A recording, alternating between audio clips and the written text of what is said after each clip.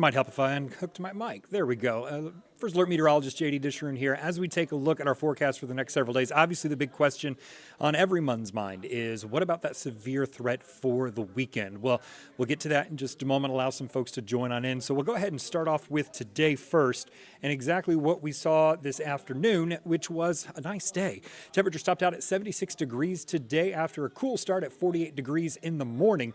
Meanwhile, both of those slightly above average for the day. As for what you can expect right now, looking outside, crystal clear skies, temperatures right around 74 degrees, and we're going to continue to see some beautiful weather as we head into the overnight hours. In fact, we're going to continue to watch this weather just really stick around as we go through tonight, tomorrow morning, and tomorrow afternoon. Now, by tomorrow evening, could see a few more storms start to develop and roll on in advance of that next system. Meanwhile, we're outdoors right now, 60s in the North Georgia mountains, low 70s for folks really across the metro right now, and then a few mid-70s as well. Overall, though, it's a pretty nice evening out there. I hope you're getting out and having a chance to enjoy it. Now, as we go to the overnight hours, temperatures are going to drop just a bit. We're talking low 50s out there for our morning temperatures. In fact, 52 degrees is what we're going to wake up to tomorrow morning as you walk out the door. Very similar to what we've seen over the past several days, and we're going to continue to watch that as we go into the next several mornings as well. Now, outside of the city of Atlanta, we do expect upper 40s to lower 50s out there. A very typical start for this time of year, a few degrees above average, but overall, fairly decent as we go into the day. Now, remember, I told you a few PM storms are going to be possible for tomorrow. That's why we have the thunderstorm icon there.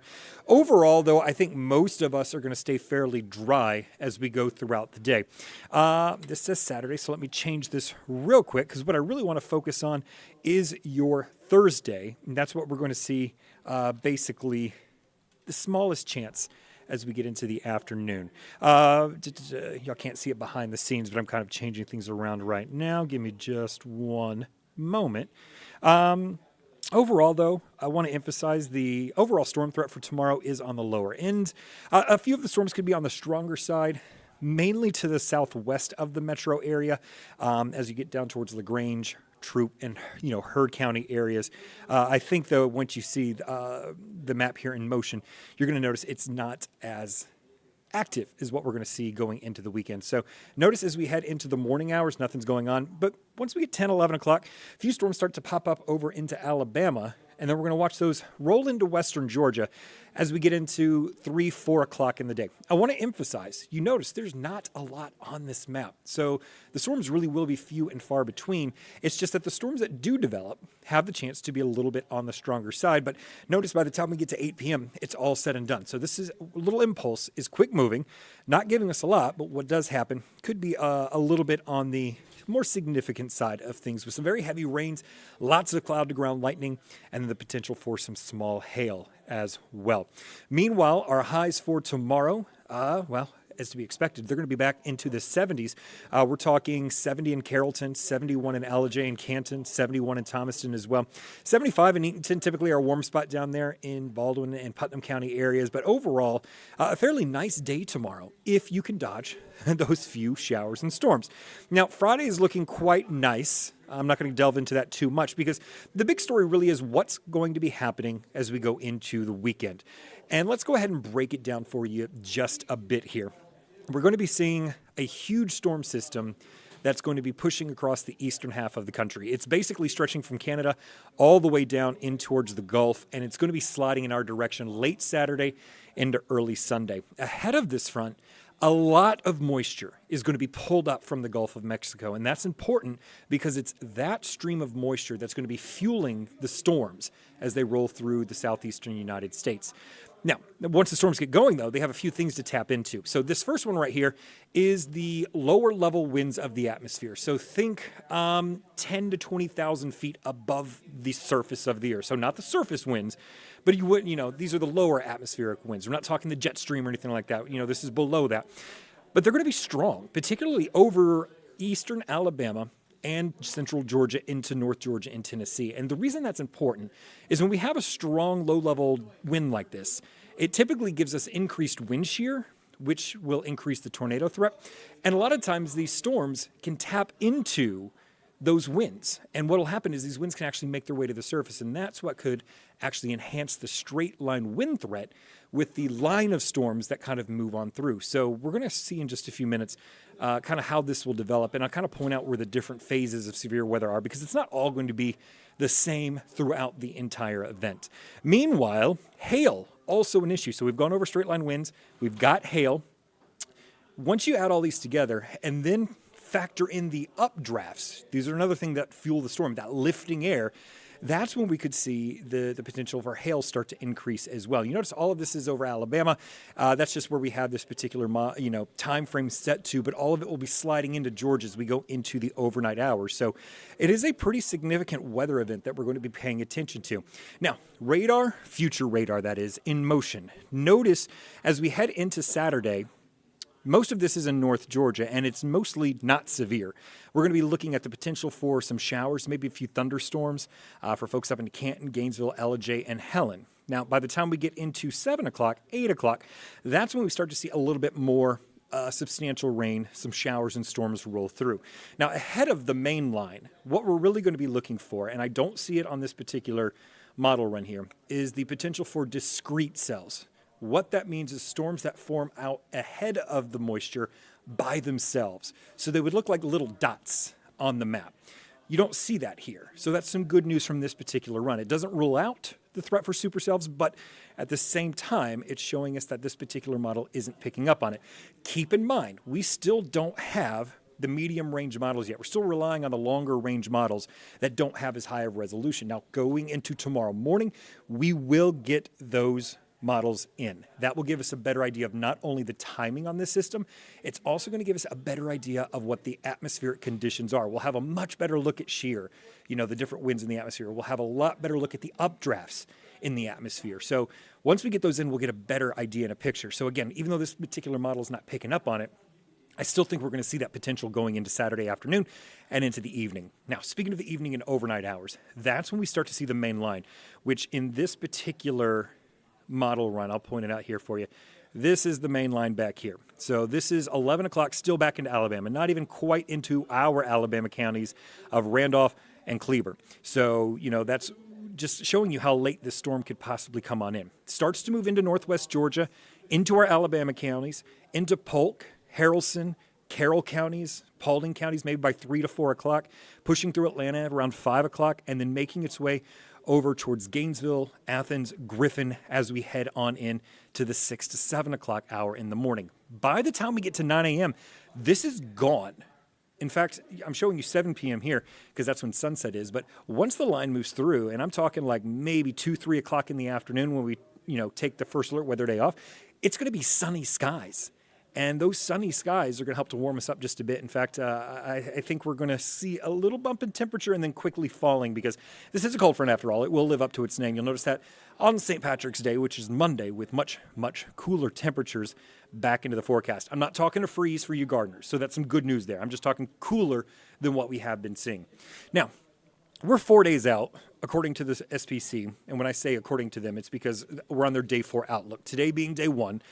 Thursday being day 2, Friday being day 3, Saturday being day 4. And you may think, well, what about Sunday? Why isn't that day 5?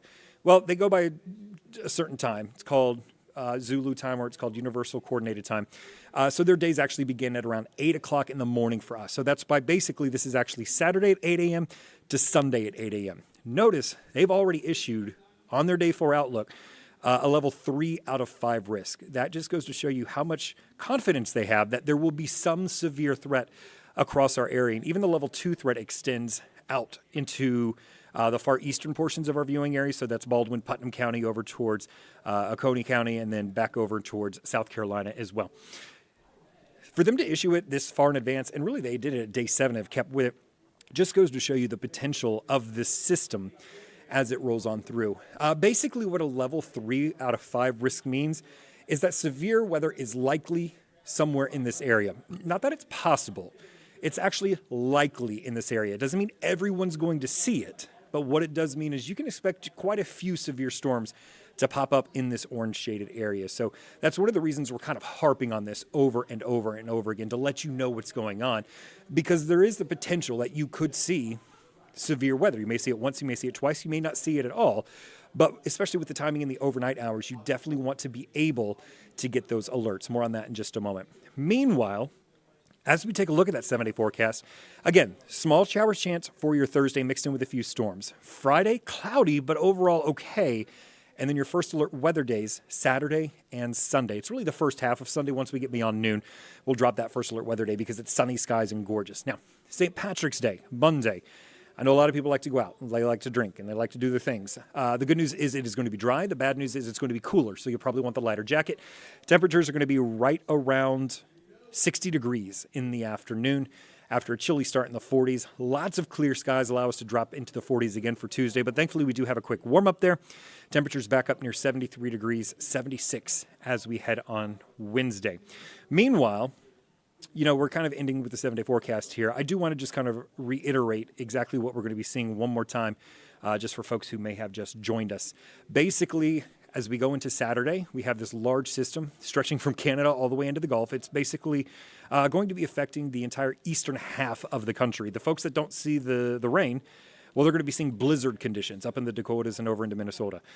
So, this is a system that's really going to be affecting a lot of people in the eastern half of the country. It's pushing east. As it does so, it's tapping into this large source of moisture coming in off the Gulf of Mexico. And really, in addition to that Gulf moisture, we have some very strong winds in the atmosphere. Now, these winds are twofold. One, they're helping to really pump up that moisture and pull it in quickly. Two, they're providing shear into the atmosphere. So that's going to enhance our tornado threat. Also, though, some of those winds can be tapped into by the storms and get pulled to the surface. That enhances our straight line wind threat. And then we have our hail. When you put all this together with the updrafts that are going to be helping to support these storms, it looks like the updrafts are going to be strong enough to also support a hail threat. This is the chance of significant hail, so we're talking over an inch. And it's something that we're going to have to kind of keep an eye out for as we head into the main line. Again, we'll start the day off Saturday. Most of us staying dry. We will see scattered showers and storms as we go throughout the morning and into the early afternoon. I want to reiterate, you definitely want to check back in with us as we go into Friday and early Saturday. The entire First Alert weather team is going to be watching the system as it pushes through in the course of the next 72 hours. And the reason I say that is once we get to tomorrow, we have the medium range model. So we get a little better resolution. We get a better eye of what's happening, the timing. Once we get to late Friday into early Saturday, we get the short-term models. Those have the highest resolution and give us the best look at it. The problem with those is they only come about 12 to 18 hours in advance of the system. So we're going to have to rely on some of these medium range models that are coming in tomorrow. We'll notice the threat for rain, storms increases as we head in through Saturday evening. Sunday morning again, we expect the line to roll through North Georgia anywhere from 3 a.m. to about 8 a.m. in the morning. This particular model brings it in 3 to 6. And then when it's done, it's done. Sunny skies return. Any cleanup, thankfully, won't have to deal with weather on the backside of this. It'll just be much, much cooler. And want to emphasize again, most of us are going to be looking at a level 3 out of 5 risk for Saturday into Sunday morning. Now, don't forget, if you need to get those weather alerts overnight, wake you up, you'll definitely want to download the First Alert Weather app. And more, also, you want to make sure that your phone's WEA alerts in your settings are also turned on as well. Now, the great thing about the First Alert Weather app, in addition to the warnings, you're going to get that 7-day forecast, your hourly forecast, and you'll be able to track the storms from the palm of your hand because you will have a look at live radar as well. So we do appreciate you joining us for this stream. If you have any questions, post them in the comments, and we'll be more than happy to answer them as we can. Other than that, have a wonderful evening. We look forward to seeing you tonight at 10 and 11. And obviously, the whole team's going to be back tomorrow morning, afternoon, and evening to bring you updates on this system as it continues to develop, push to the east, and move towards us. Have a blessed evening.